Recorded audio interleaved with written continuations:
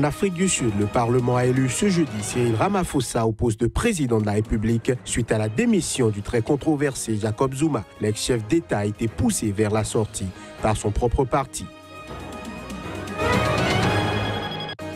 Le procès du maire de Dakar entre dans une nouvelle phase ce jeudi au Sénégal avec les plaidoiries des avocats et le réquisitoire. Khalifa Sall et ses co-accusés sont soupçonnés de détournement de deniers publics.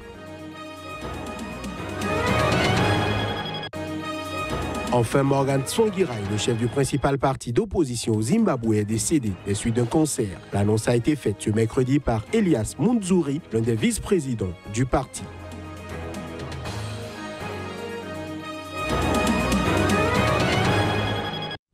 C'était là les titres de cette édition. Bonsoir à chacun et à tous. Le Parlement sud-africain a élu ce jeudi Cyril Ramaphosa au poste de président de la République à la suite de la démission la veille du très controversé Jacob Zuma, poussé vers la sortie par son propre parti.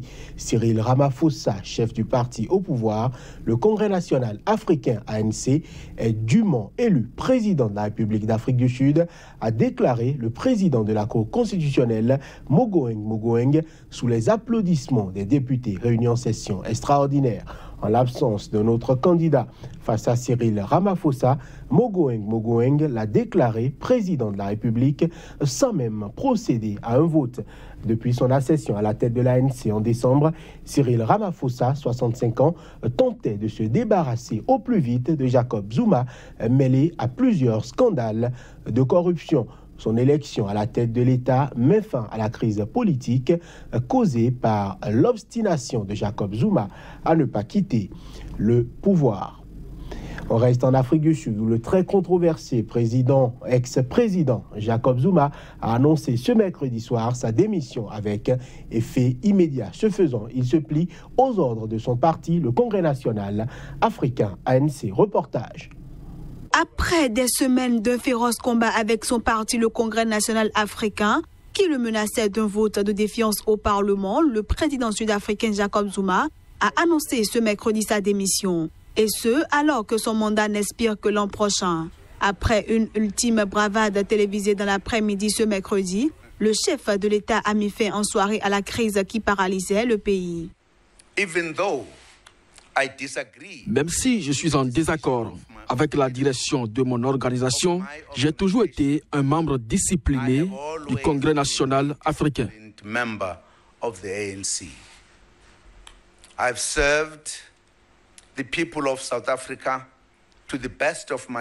J'ai servi le peuple sud-africain au mieux de mes capacités. Je lui suis éternellement reconnaissant de m'avoir confié la plus haute fonction du pays. Mais lorsque j'ai accepté la fonction, j'ai compris et je me suis engagé à me soumettre à la loi suprême du pays, la Constitution.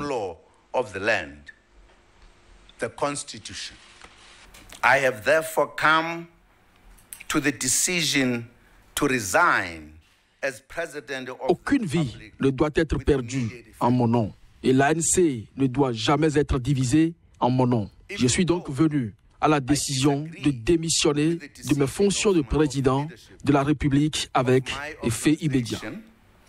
I have always been a disciplined member of the ANC. Ancien homme d'affaires devenu millionnaire, Cyril Ramaphosa a promis de relancer l'économie du pays désespérément atone et d'éradiquer la corruption qui gangrène son parti et le sommet de l'État. Au Sénégal, le procès du maire de Dakar entre dans une nouvelle phase ce jeudi avec les plaidoiries des avocats et le réquisitoire. Pour rappel, Khalifa Sall et les 7 personnes qui sont jugées avec lui sont soupçonnées notamment de détournement de deniers publics. Après 3 semaines et demie d'audience, les deux parties, la défense comme les avocats de l'État, se disent confiantes. Les débats de ce jeudi se sont concentrés au final sur une question qui est de savoir si les fonds alloués au maire Khalifa Sall chaque mois, 30 millions de francs CFA entre 2011 et 2015, sont-ils des fonds politiques? Et si pour le camp du maire c'est une évidence, pour le procureur et les avocats de l'État, par contre c'est un mensonge. En ce qui le concerne, Khalifa Sall a qualifié ce procès de politique qui ne vise qu'une chose, stopper sa carrière, stopper sa possible candidature à la présidentielle de 2019. Après les plaidoiries des avocats de l'État ce jeudi, ce sera au tour de la mairie de faire sa plaidoyer vendredi, puis suivra le réquisitoire du procureur. Lundi, mardi et mercredi prochain, les avocats de Khalifa Sall auront quant à eux 3 jours pour plaider. Soupçonné notamment de détournement de deniers publics, le maire de Dakar et les 7 personnes qui sont jugées avec lui risquent 10 ans de prison en cas de condamnation. Des militants séparatistes de l'archipel semi-autonome de Zanzibar dans l'océan Indien ont saisi une cour régionale est-africaine pour contester l'union de leur île avec le reste de la Tanzanie en 1964, ont-ils annoncé ce jeudi. Rachid Saloum Adi, leader de droit de Zanzibar à la liberté et l'autonomie ZARFA, une organisation non reconnue par les autorités tanzaniennes, a indiqué avoir saisi la Cour de justice d'Afrique de l'Est. Une note du greffe de ce tribunal confirme la réception de cette plainte. Adi, un ancien membre du parti au pouvoir en Tanzanie, est connu pour avoir organisé par le passé des manifestations dénonçant une union qu'il estime largement défavorable à Zanzibar. Il assure avoir récolté 40 000 signatures, dont celles d'intellectuels et d'hommes politiques, en vue de l'action en justice. La Cour de justice d'Afrique de l'Est, basée à Arusha, dans le nord de la Tanzanie, a prévu une audience le 8 mars prochain. Morgan Tsvangirai, le chef du principal parti d'opposition au Zimbabwe, est décédé des suites d'un cancer. L'annonce a été faite ce mercredi par Elias Munzuri, l'un des vice-présidents de son parti.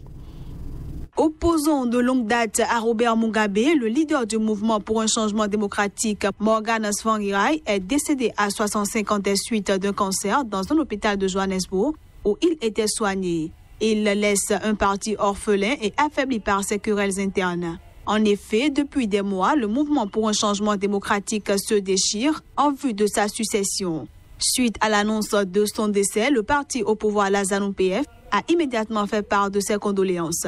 Pour rappel, Morgan Tsvangirai devait être le candidat officiel du mouvement pour un changement démocratique pour la présidentielle cette année et affronter le nouveau président Emmerson Mnangagwa, successeur de Robert Mugabe. Mais la semaine dernière, il avait cédé sa place à la tête du parti à l'un des 3 vice-présidents, Nelson Chamisa. Après le décès de Morgan Tsvangirai, le nouveau président Emmerson Mnangagwa, investi candidat de la ZANU-PF, fait plus que figure de grandissime favori pour la présidentielle. On reste au Zimbabwe où le chef du principal parti d'opposition, Morgan Tsvangirai, adversaire historique du régime de l'ex-président Robert Mugabe, est décédé ce mercredi à 65 ans des suites d'un cancer. Suite à l'annonce de son décès, quelques Zimbabwéens réagissent. On les écoute. La nation a perdu une icône. Nous avons perdu en tant que parti, nous avons perdu notre père, nous avons perdu notre leader.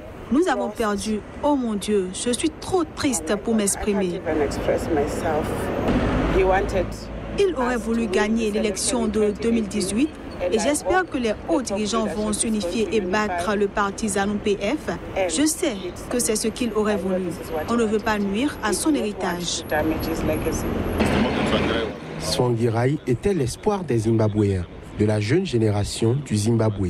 On avait hâte d'enfoncer le dernier clou aux questions politiques du Zimbabwe lors des élections harmonisées de cette année. En bref et en image, le procureur de la République de Guinée équatoriale a requis la peine de mort contre 147 militants du Parti citoyen pour l'innovation CI, selon leur avocat. Ils sont accusés de sédition et d'attentat contre l'autorité. Les circonstances exactes de leur arrestation ne sont pas connues, mais tous ont été interpellés depuis les élections législatives de novembre dernier. Ils répondent notamment des accusations de sédition, attentat contre l'autorité, désordre public ou encore blessures graves. Le Parti citoyen pour l'innovation, dont sont membres les 147 accusés, a affirmé qu'une trentaine d'entre eux n'étaient pas capables de se tenir debout lors des audiences qui ont démarré lundi en raison de la torture subie au cours de leur détention à Guantanamo, le surnom donné au commissariat central de Malabo. En Libye, au moins une vingtaine de migrants ont été tués et une centaine d'autres blessés. C'était dans l'accident d'un camion qui les transportait près de Bani Walid, à 170 km au sud-est de Tripoli. Les images. Plus de 300 migrants, la plupart de nationalité érythréenne et somalienne, se trouvaient à bord du camion lorsque ce dernier s'est renversé en matinée à 60 km de Bani Walid. Selon Mohamed Al-Mabrouk, le directeur de l'hôpital où ont été admis les victimes, au moins 19 migrants ont été tués dans l'accident, dont des femmes et un enfant. Par ailleurs, au total, au moins 124 migrants ont été blessés et 78 d'entre eux étaient toujours hospitalisés à la mi-journée. Hors de tout contrôle des nouvelles autorités libyennes, Bani Walid est un point de transit des migrants venant du Sahara vers les côtes libyennes d'où s'effectuent les départs clandestins en Méditerranée vers l'Europe. D'après un responsable local, la ville compte une vingtaine de centres illégaux de détention ou de regroupement de migrants. Depuis la chute du régime Kadhafi en 2011, la Libye est devenue une plaque tournante pour des centaines de milliers de migrants d'Afrique subsaharienne. Des milliers d'entre eux trouvent la mort dans des naufrages chaque année en Méditerranée.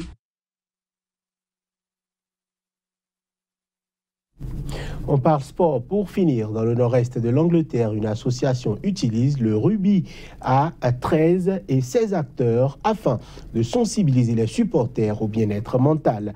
Au Royaume-Uni, le suicide tue à lui seul le plus d'hommes âgés de moins de 45 ans. Reportage. Avec la saison qui redémarre, c'est l'heure pour les Warrington Wolves de retourner à la salle de gym. Mais si les rugbymen ont plutôt l'habitude de se concentrer sur leur forme physique, c'est aujourd'hui le bien-être mental qui est au centre des préoccupations au Royaume-Uni. Le suicide en 2010 de Terry Newton, international de rugby à 13, a profondément marqué les esprits dans le milieu.